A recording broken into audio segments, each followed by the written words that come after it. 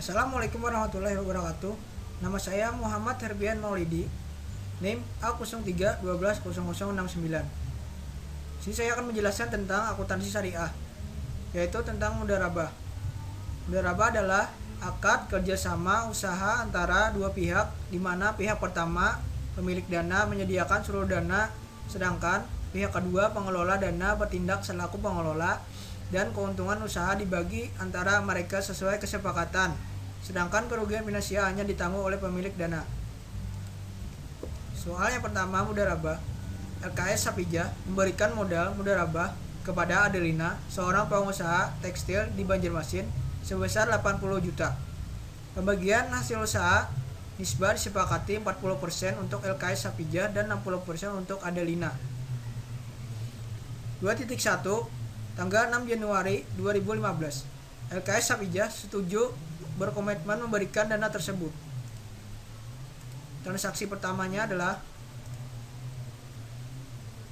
jurnalnya kewajiban komitmen investasi mudharabah pada kontra komitmen investasi mudharabah sebesar 80 juta. Yang kedua adalah tanggal 21 Januari 2015, LKS Sapijah serahkan uang tunai sebesar 56 juta. Jurnalnya adalah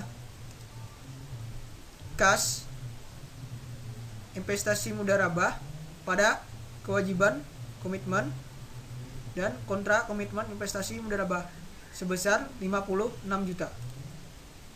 Yang ketiga adalah tanggal 22 Januari 2015, LKS Sapijah beli dari supplier Sydney 4 mesin tekstil senilai 22.800.000. Jurnalnya adalah kas pada persediaan aset mudharabah, yaitu 22.800.000.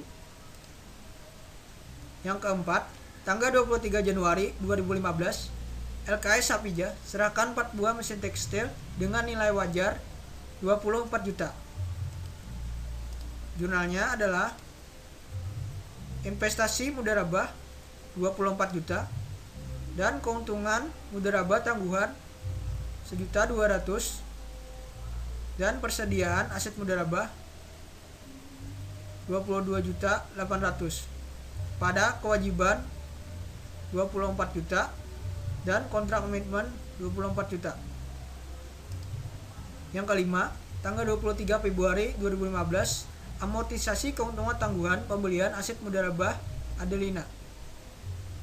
Jurnalnya adalah keuntungan mudharabah tangguhan pada keuntungan penyerahan aset mudharabah sebesar 50.000.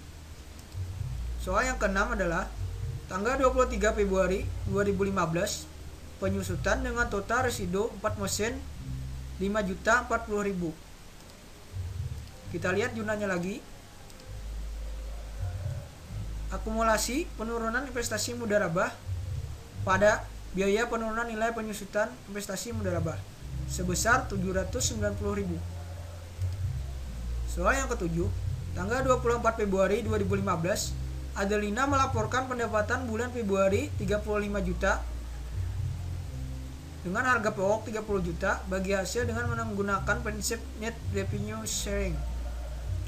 Jurnalnya adalah piutang kepada mudharib pada pendapatan bagi hasil mudharabah, yaitu sebesar 2 juta rupiah. Untuk soal yang ke-8, tanggal 2 Maret 2015, bagi hasil mudharabah Februari 2015 diterima LKS Sapijah.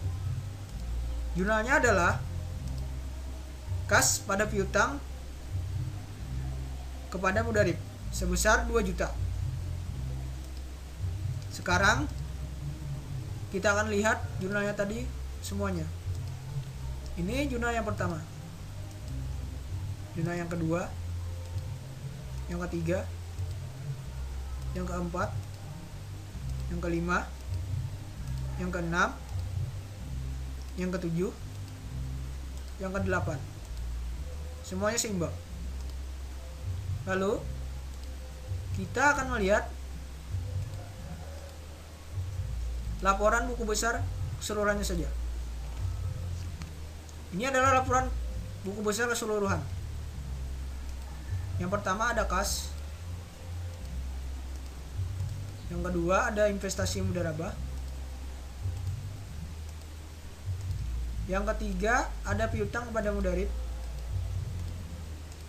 Yang keempat ada keuntungan mudharabah. Yang kelima ada akumulasi penurunan investasi mudharabah.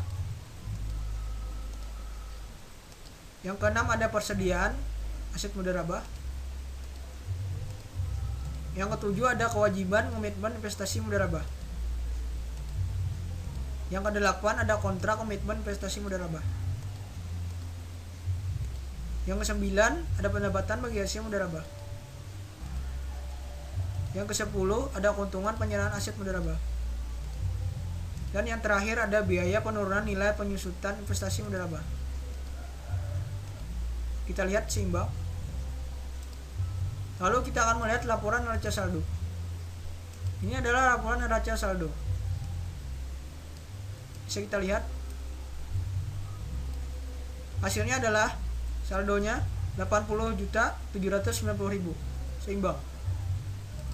Mungkin itu saja yang dapat saya jelaskan untuk akuntansi syariah tentang mudharabah. Sekian dari saya. Salah hilap mohon maaf. Terima kasih. Assalamualaikum warahmatullahi wabarakatuh.